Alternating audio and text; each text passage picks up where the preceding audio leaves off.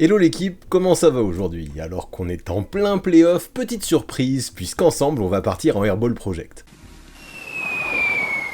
Ouais, pour être honnête, je suis parti, j'ai pris une petite semaine de vacances, mais je tenais quand même à vous faire une vidéo en ce vendredi. Par contre, il fallait que je l'anticipe un minimum, du coup impossible pour moi de coller avec l'actualité des playoffs, qui va super vite forcément. Parler d'un prospect NCAA, donc, avec la March Madness désormais terminée, c'était parfait. C'est aussi pour ça qu'exceptionnellement, je n'ai pas fait de sondage sur Instagram dimanche, encore une fois, pour des raisons d'anticipation. Mais ne vous en faites pas, ça recommence dès cette semaine, alors soyez là au rendez-vous. Et si tu ne me suis pas encore sur Instagram, je ne sais pas ce que tu attends. Là-bas, je te donne l'occasion de choisir tous les sujets, toutes les semaines, j'adore fonctionner de la sorte. Plus vous êtes nombreux, plus c'est riche, donc let's go, viens me follow si ce n'est pas encore fait. Mais bref, comme vous l'avez vu sur le titre et sur la miniature, aujourd'hui c'est Dace Bailey qu'on va parler. Comme à chaque fois sur mes Airball Project, où cette saison j'ai déjà parlé de Cooper Flagg, Maxime Reynaud et Nolan Traoré, on va étudier à la loupe son parcours, son profil, ses projections à la draft et son jeu, ce sera le gros du sujet. Ensuite, comme d'hab, je vous listerai quelques équipes dans lesquelles selon moi il fit très bien, avant de tenter de prédire son avenir, de faire un pari sur où il en sera dans 5 ans. Bref, comme à chaque fois, on a un programme bien dense, donc installez-vous bien, on y va. Ace Bailey est-il le joueur le plus sous-coté de cette cuvée de draft? Ne bougez pas, c'est exactement ce que l'on va voir ensemble dans cette vidéo.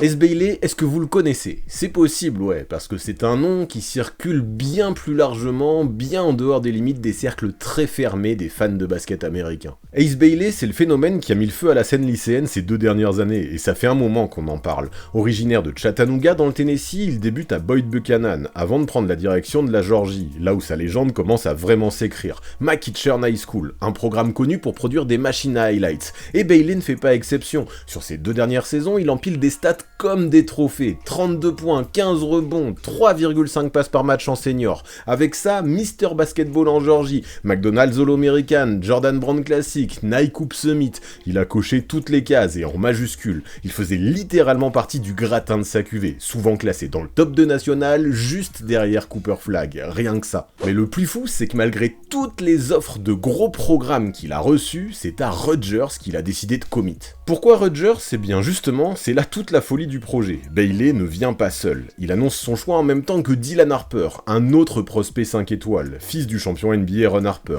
Le duo fait immédiatement exploser la hype autour des Scarlet Knights, une fac plus connue pour son football que pour ses performances NCAA récentes en basket. Une sorte de package deal qui transforme subitement Rutgers en destination premium. Et si vous vous demandez comment ce gamin peut avoir une telle confiance en son destin, il suffit de regarder son arbre généalogique. Sa mère a joué pour West Virginia, son père pour l'université de Houston, et surtout sa tante Venus Lacey est championne olympique avec Team USA en 1996 et a fait un passage en WNBA avant qu'un accident ne freine sa carrière. Autant dire qu'il a grandi entre les parquets et les trophées. Ace Bailey donc, ce n'est pas un late bloomer, c'est un pur produit du basket. Il a la famille, les gènes, l'environnement et la mentalité de tueur. Avant même d'avoir joué un seul match en NCAA, il était déjà projeté comme un lottery pick. Et la vraie question maintenant, ce n'est pas de savoir s'il est bon, ça on le sait, c'est de savoir jusqu'où il peut aller. Pour répondre à ça, observons son profil, et physiquement, Ace Bailey c'est un ovni, un ailier longiligne de 2m08, 90 kg tout mouillé avec une envergure qui frôle les 2m15, un gabarit d'intérieur. Sauf que lui, il joue à l'aile, et même parfois plus bas. Résultat, il peut défendre 4 positions sans que ça paraisse absurde, et il crée des mismatchs offensifs à la pelle. Ce profil ultra moderne lui permet de scorer presque 18 points par match avec de bons pourcentages, tout en restant une menace en transition, au poste et dans le jeu sans ballon. Et forcément, sur le papier, tout était réuni pour que ça fasse des étincelles à Rutgers. Ça faisait rêver. 2 recrues 5 étoiles, 2 top 3 de leur génération avec Bailey et Harper, et des attentes de dingue. Le genre de scénario qui devait, a priori, sans aucun doute mettre le programme sur le devant de la scène. Sauf que voilà, dès les premières semaines, le décor s'effondre. Défaite contre Kennesaw State dans le 5e match, et un enchaînement de galères qui va les sortir du top 25 et les plonger dans une saison cata. Mais au milieu du chaos collectif, Ace Bailey, lui, n'a jamais tremblé. Il a assumé son rôle de leader du début à la fin. Dans les faits, il termine avec une sélection dans la Big Ten All Freshman Team, et une autre dans la 3e équipe All Big Ten. On parle de l'un des plus beaux parcours individuels de l'histoire de Rutgers. Mieux encore, il passe même devant la légende locale Phil Sellers au classement des meilleurs marqueurs freshmen. pas rien. Et ce qui m'a encore plus marqué que ses performances, c'est son attitude, sa maturité. Le gars a 18 ans, mais on dirait qu'il joue comme un pro depuis 5 ans. Il dit de lui-même qu'il a mûri, qu'il a vu le jeu ralentir, et je veux bien le croire. Il a explosé plusieurs fois à plus de 30 points en Big Ten, tout en étant le meilleur rebondeur et contreur de l'équipe. Une vraie présence des deux côtés du terrain. Le problème, c'est que mis à part lui et Harper, il y avait rien autour. Pas de spacing, pas de création, pas de présence intérieure solide, et surtout pas de banc. Et la blessure ouverte, ça a été cette défaite face à USC en double prolongation, qui leur a définitivement fermé les portes du tournoi NCAA. Un scénario à la Ben Simmons à LSU ou à la Markel Fultz à Washington. Le joueur était là, mais l'équipe, elle, était KO. Est-ce qu'on peut lui reprocher quelque chose? Franchement non. Ace a fait ce qu'il devait faire, il a porté cette équipe comme un vétéran, il a progressé dans tous les domaines et il l'a fait avec une intensité qu'on voit rarement chez un prospect aussi jeune. Ceci dit, il l'a dit plusieurs fois, malgré cet impact, il repart de la fac déçu de ne pas avoir pu porter son équipe encore plus haut. C'est la preuve qu'il a un mental de compétiteur, et ça en NBA ça compte. Et avec tout ça, ouais, aujourd'hui il n'y a plus trop de suspense autour de sa position à la draft. Ace Bailey sera dans la green room, c'est une certitude. Il est considéré comme un lock pour être sélectionné dans la première moitié de la loterie, et dans quasiment toutes les mocks récentes, on le voit entre la 2e et la 4e place. La seule vraie voie discordante, c'est Envergure, nos copains français, qui le placent seulement 7e dans leur big board, et qui sont un petit peu plus frileux sur son profil. Mais perso, je le vois clairement dans le top 3 ou 4, surtout dans une draft 2025 qui reste assez ouverte après les 2 premiers spots. Alors si on veut comprendre cette hype, l'idéal, c'est d'observer son jeu et de l'analyser avec attention. Et quand on parle de Ace Bailey, le scoring, c'est clairement sa spécialité. Ce gars-là est un pur bucket getter, un shotmaker des 90s version 2025. Il mesure 2m08, mais il joue comme un arrière, fluide, confiant et capable de planter des tirs impossibles sur la tête de n'importe quel défenseur. Et en fait, ce qui me frappe chez lui, c'est la polyvalence de son arsenal offensif. Que ce soit à 3 points en mid-range ou près du cercle, Bailey sait comment mettre le ballon dans le panier. Son pull-up est propre, rapide, efficace, il n'a pas besoin de dribbler 12 fois pour créer. Un pas de recul, une feinte, un petit sidestep et bim, il monte, il shoot et souvent ça rentre. Puis on parle pas juste de tirs complètement ouverts, hein. Il met des shoots difficiles, le gars a une vraie confiance en ses capacités. Il peut prendre des fade-away en déséquilibre, des turnarounds façon mélo, scorer en lay-up des 2 mains, et ça reste fluide. Son footwork, surtout en mid-range, est vraiment solide pour un joueur de son gabarit. Tu sens qu'il s'est gavé de vidéos de Kevin Durant et Jason Tatum. Et puis surtout ce que j'aime, c'est la façon dont il peut enflammer un match à lui tout seul. On le voit monter en température, prendre feu, et là on ne peut plus rien faire. Quand il rentre dans sa zone, c'est rideau. En NBA, même s'il ne devient jamais un créateur principal, son scoring est transposable directement, je pense. Il est NBA ready, il peut cutter, sortir d'un écran, popper à mi-distance ou balancer une bombe à 3 points, et ça, pour un prospect offensif comme lui, c'est de l'or en barre. Par contre, un domaine dans lequel j'aimerais qu'il s'affine, c'est sa sélection de tirs. À mon sens, c'est franchement l'un des aspects les plus préoccupants de son jeu aujourd'hui. Au lieu d'attaquer le cercle, il a cette tendance marquée à s'arrêter pour un pull-up contesté à mi-distance, parfois à un pas de la ligne à 3 points, littéralement le pire tir statistiquement parlant dans le basket moderne. Et le souci, c'est que ce n'est pas quelque chose de rare, c'est littéralement son jeu. Plus des 2 tiers de ses tirs viennent du mid-range. Alors oui, il est doué, il rentre des tirs impossibles, et grâce à son envergure et à sa détente, il est quasiment incontrable. Mais cette efficacité-là, elle repose sur une prise de risque énorme. Il ne pénètre pas assez dans la peinture, et quand il le fait, il peut se faire stopper, puis finit sur un pull-up, un flotteur ou un tir en déséquilibre. La vraie question, ce n'est pas peut-il continuer comme ça, c'est va-t-il vraiment accepter de changer? Parce qu'en NBA, ce genre de tir sera beaucoup moins toléré, surtout dans une ligue qui est complètement guidée par les analytics. Surtout qu'il a d'autres moyens de compenser en plus, parce qu'athlétiquement par exemple, Bailey c'est un monstre. Il a cette capacité rare à exploser au cercle, à avaler le terrain en 2 foulées et à s'élever avec une violence surhumaine. En transition, il est absolument létal, il court, il bondit, il finit fort et souvent au-dessus du cercle. S'il a un peu d'élan et une ligne droite devant lui, c'est très souvent des highlights assurés. Et même en demi-terrain, dès qu'il prend le dessus, il peut poser un gros dunk dans le trafic. Explosivité, longueur, coordination, il a absolument tout le package, c'est un athlète élite. Et puis ce n'est pas qu'un bourrin, c'est un garçon qui a un super toucher également. Dès que son shoot est en rythme, il devient quasiment inarrêtable. Ce qui le rend si difficile à défendre, c'est son release haut et rapide, qui lui permet de s'élever facilement au-dessus de ses défenseurs. On parle ici d'un joueur capable de mettre des tirs avec beaucoup de précision, 3 points, mi-distance, hook, flotteur, il a tout dans son bag. Et ce genre de toucher, c'est très rare chez les joueurs de sa génération. En fait, encore une fois, ce qui fait la différence, c'est la facilité avec laquelle il peut scorer même quand le tir est contesté. Il peut mettre dedans de manière non conventionnelle, notamment en sortie de course. C'est assez unique pour un joueur de sa taille, et c'est vraiment quelque chose qui peut le porter, même en NBA. Mais attention, parce que même si son toucher est excellent, Bailey reste un shooter assez irrégulier. Quand il est chaud, c'est le feu, mais quand ça déraille, ça peut être frustrant. Il n'est pas le joueur le plus constant au monde, il peut aussi faire de gros écarts, et ses pourcentages restent aléatoires. Quand je vois que sur certains matchs, il peut faire des 1 sur 8 au lancer franc aussi, je me mets à avoir quelques doutes également sur sa capacité à rester focus sur toute la durée d'un match. Mais bon, malgré ses hauts et ses bas, le toucher de Bailey reste l'une de ses armes les plus dangereuses. Il a tout ce qu'il faut pour devenir une menace offensive constante en NBA, il ne lui reste plus qu'à stabiliser son shoot sur la durée. Par contre, dans la création pour lui, le handle reste un point à travailler pour éviter que ça freine son développement, notamment face aux défenseurs plus costauds et plus rapides qu'il rencontrera dans la grande ligue. Même si sa taille de 2m08 lui donne un certain avantage, son dribble n'est pas encore suffisamment aiguisé pour créer des décalages fluides. Il peine à se séparer de ses défenseurs, particulièrement quand il attaque dans des situations de 1 contre 1. Quand il cherche à slasher, il manque souvent d'explosivité pour réellement menacer la défense, et son premier pas n'est pas encore une arme qu'il maîtrise pleinement. Dans le domaine, il reste encore brut, et ça l'empêche de développer son potentiel athlétique à plein régime. Quand il se retrouve sous pression, son maniement du ballon devient plus hésitant, instable, ce qui nuit à sa prise de décision et le pousse à se replier sur des tirs moins efficaces. Ce manque de contrôle lors des dribbles difficiles limite sa capacité à se créer des opportunités. Pour réussir en NBA, il devra améliorer son handle, je pense, mais aussi améliorer ses mouvements avec le ballon pour mettre constamment la pression sur les défenses adverses. Surtout que malgré ses qualités athlétiques, il n'est pas non plus le prospect le plus puissant du monde lorsqu'il finit au cercle. À seulement 90 kg, il devra absolument, à mon avis, augmenter sa masse musculaire pour encaisser les contacts avec plus de réussite. Actuellement, même s'il est capable de sauter haut, il reste assez léger et ça le rend vulnérable. Par exemple, il peine à finir ses lay-ups dans des situations de demi-terrain, avec seulement 42% de réussite, ce qui est bien trop faible pour un joueur de sa taille. Ce manque de puissance l'empêche de résister à la pression physique des défenseurs plus costauds. Il peut même avoir tendance à fuir le contact, incapable de jouer en force. Si Ace veut se faire une place en NBA et réellement rivaliser face aux big men dans la peinture, il devra absolument renforcer son physique.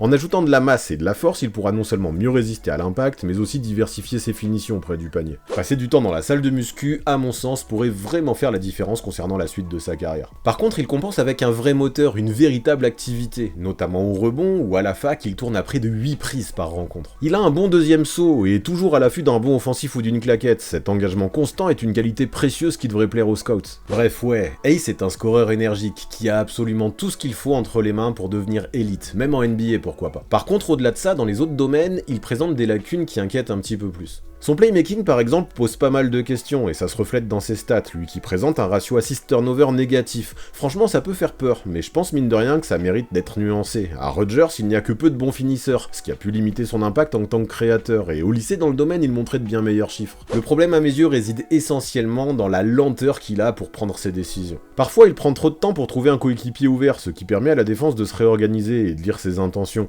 À côté de ça, ses passes sont souvent imprécises et arrivent souvent dans des situations de dernier recours.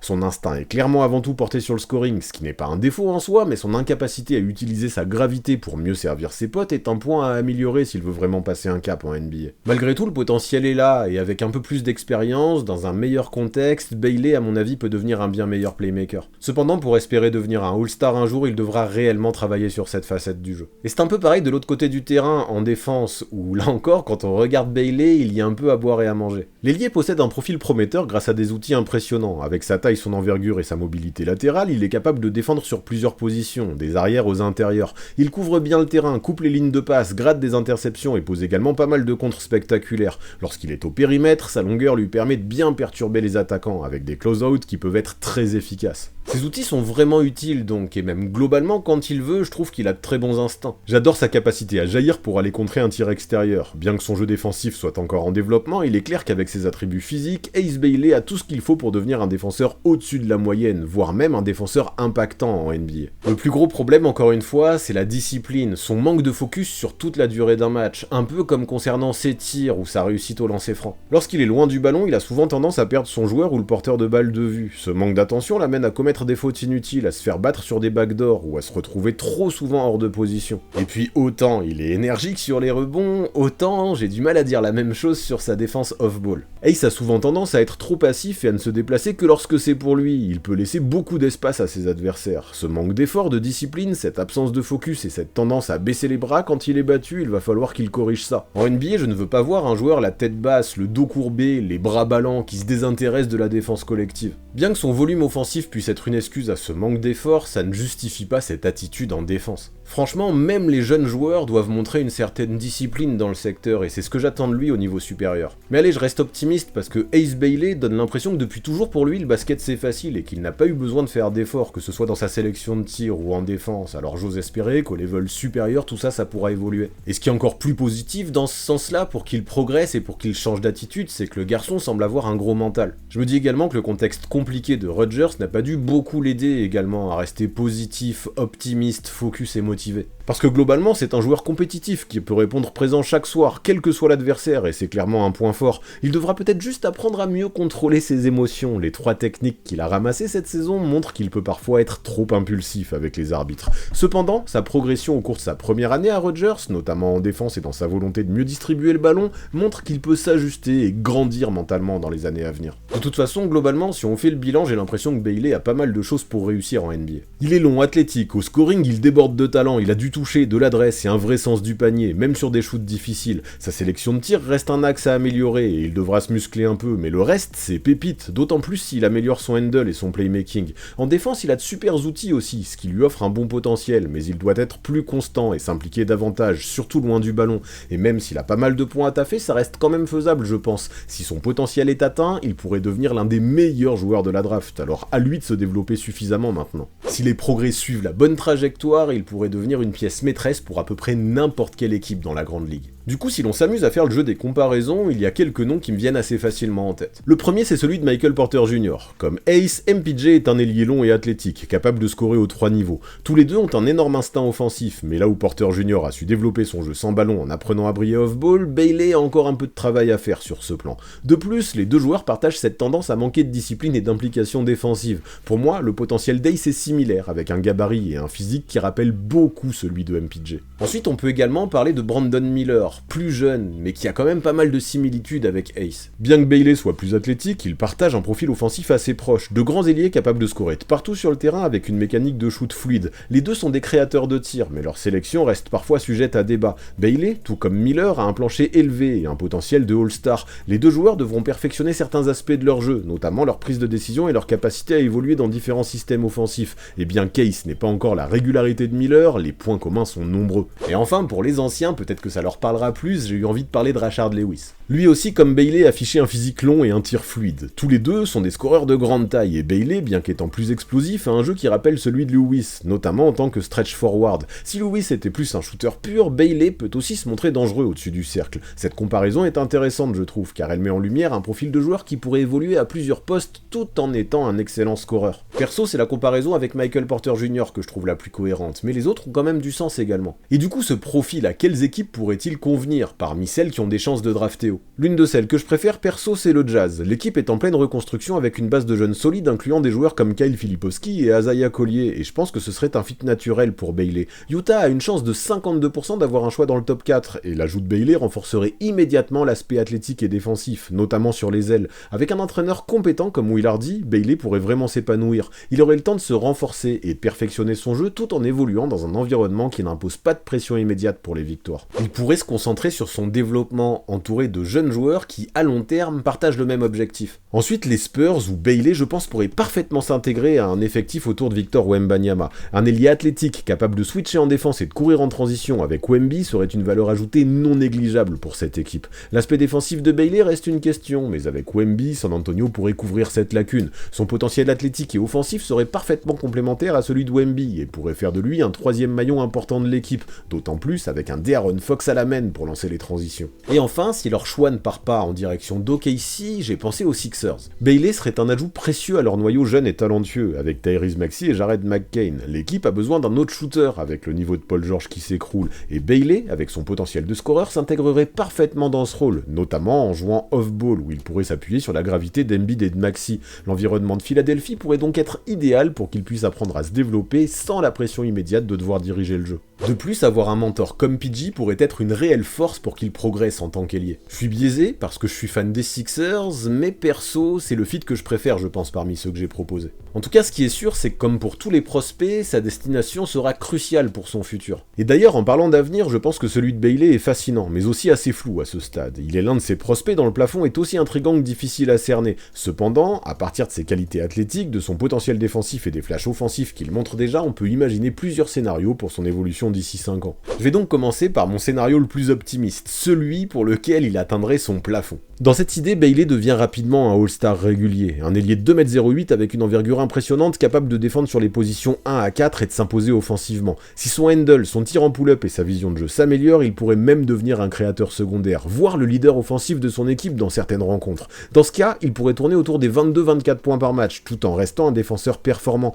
On parle d'un two-way player moderne, un joueur capable de scorer en isolation, de punir en catch and shoot et de courir en transition. Comparativement, on pourrait le voir comme un Kevin Durant du pauvre, un Kevin Durant light, ou plus raisonnablement, une version plus défensive d'un Prime Rudy Gay. Mais bon, ça c'est vraiment si tous les voyants s'allument au vert, et il n'y a aucune certitude pour que ça arrive. Voilà pourquoi, dans un scénario bien plus pessimiste, son tir reste irrégulier, son handle est problématique, son intensité défensive est aléatoire, et forcément son rôle est plus limité. Dans cette optique, il serait un role-player offensif très utile en transition, mais avec des limitations défensives. Il pourrait alors ressembler à un joueur comme Josh Jackson, un prospect très hypé, mais qui n'a jamais su concrétiser en NBA. Du coup, comme à chaque fois, la réalité se situera probablement entre ces deux extrêmes. Dans 5 ans, le plus probable est qu'il devienne un titulaire solide, un two-way forward dans un 5 majeur compétitif. Il serait capable de défendre les meilleurs extérieurs adverses, de switcher sur tous les postes, de couper off-ball et de marquer en transition. Offensivement, il pourrait tourner autour des 16-20 points par match, avec une efficacité correcte si son tir s'améliore. On pourrait le comparer à une version plus explosive de Brandon Ingram dans ses flashs de création en mid-range, si son développement suit la bonne trajectoire. Et du coup, qu'est-ce qui pourrait déterminer sa trajectoire dans les 5 prochaines années? Perso, je vois plusieurs éléments. Sa régularité à 3 points sera une clé. S'il devient fiable en catch and shoot, il restera sur le parquet en NBA. Un bon coaching et un système qui le responsabilise seront également cruciaux pour lui permettre de franchir les étapes. Enfin, sa prise de masse sera indispensable pour encaisser les contacts face aux meilleurs athlètes NBA. En résumé, dans 5 ans, je pense que Bailey pourrait être un two-way starter très impactant. Il peut même devenir excellent en fonction de l'évolution de son handle et de ses pourcentages. Son plancher reste bon, celui d'un 3&D très athlétique, mais son plafond, c'est celui d'un All-Star. Aujourd'hui, rien n'assure qu'il atteindra son full potentiel, mais s'il y arrive vraiment, je pense qu'il pourra être considéré comme l'un des joueurs les plus sous-cotés de sa QV, un joueur qu'on pourrait regretter de ne pas avoir pris en 2 derrière Cooper Flag. Et du coup, maintenant que vous savez ça, vous en pensez quoi, vous? Vous le voyez à quel niveau Bailey dans 5 ans? Est-ce que ce sera un top ou est-ce que ce sera un flop? Dites-moi tout ça dans les commentaires, comme d'habitude, j'ai vraiment hâte de vous lire et de liker les messages qui seront les plus intéressants. Alors lâchez-vous, je suis en vacances et j'ai tout mon temps pour découvrir vos retours.